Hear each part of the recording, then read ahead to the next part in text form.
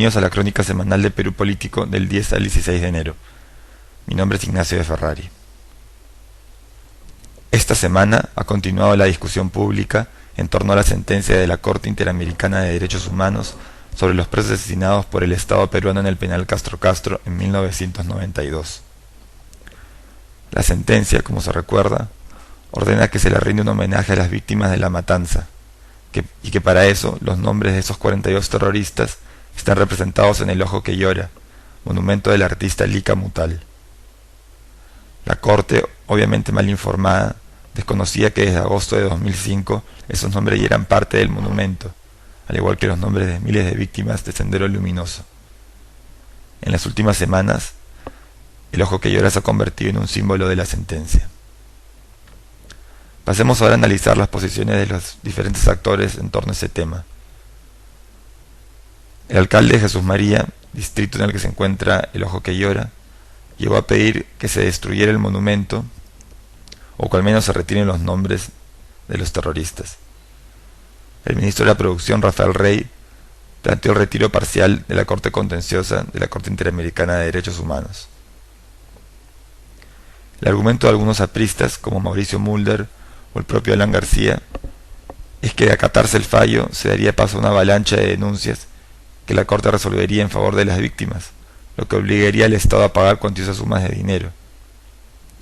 Cabe recordar que la sentencia de la Corte prevé el pago de dinero en efectivo a los familiares de las víctimas. Un caso ejemplar es el de Bernabé Valdeón, campesino asesinado por el ejército en 1990 en Vilcashuamán, Ayacucho, a quien la sentencia ordena se le pague $200.000. Posición más comprensible es la de los familiares de las víctimas de Sendero Luminoso, que rechazan de plano que los nombres de sus familiares estén junto a los nombres de los terroristas asesinados. Sin embargo, la posición más lamentable de todas es la del propio presidente García. Da la impresión que el mandatario trata de hacer uso político y busca equiparar el tema de la sentencia de la Corte con su campaña a favor de la pena de muerte contra los terroristas. Por lo pronto, el proyecto de ley que presentó el gobierno fue archivado esta semana, pero la defensa cerrada del mandatario lo más probable es que continúe al menos en la arena mediática. Detrás de todo eso parece ocultarse un miedo a que su popularidad siga descendiendo en las encuestas. Esto ha revelado las contradicciones que existen en el campo gobiernista.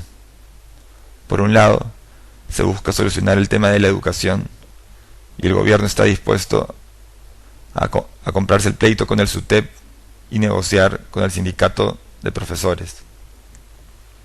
Se busca establecer un sistema de mérito en el que el profesor que no acuda a dar el examen no tenga acceso a los cursos de capacitación.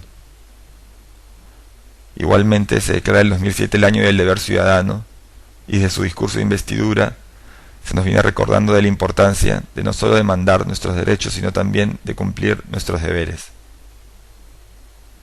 Pero no acatar el fallo no sería no cumplir con el deber ciudadano. La Corte Interamericana no es una instancia de la que el Estado se pueda retirar ante cualquier desacuerdo. Sus fallos tienen carácter vinculante y como tal deben ser acatados. El tema de fondo para García parece ser el de la matanza del Frontón del año 86, en el que todavía hay un tema pendiente. En ese sentido, el apoyo de los fujimoristas es perfectamente comprensible, puesto que la matanza de Castro Castro los vincula a ellos también con un capítulo negro de la historia peruana. Veamos ahora cuál es la posición de los defensores de la sentencia. El argumento de estos es que los presos de Sendero fueron también víctimas de la violencia política y por eso sus nombres están en el monumento. Más aún, ellos murieron dentro de una dependencia del Estado a manos de agentes del Estado. Un Estado que no es capaz de resguardar la integridad de quienes están bajo su cuidado. Cabe preguntarse la integridad de quién podrá resguardar. El acto fue perpetrado además por un gobierno que apenas unas semanas antes había cerrado de manera antidemocrática el Congreso y que iniciaba un periodo de autoritarismo. Lamentablemente no se produjeron solamente asesinatos, sino que también se cometieron torturas atroces. ¿Cuál es el problema de fondo? El problema de fondo, creo, es que en un conflicto armado, la línea entre el ser una víctima y un victimario es por lo general frágil. El Estado, que con sus soldados valientes y con su buen trabajo de inteligencia combatió el senderismo y logró apresar a Abimael Guzmán, es el mismo Estado que perpetró atentados horrendos como en los penales del Frontón y Castro Castro.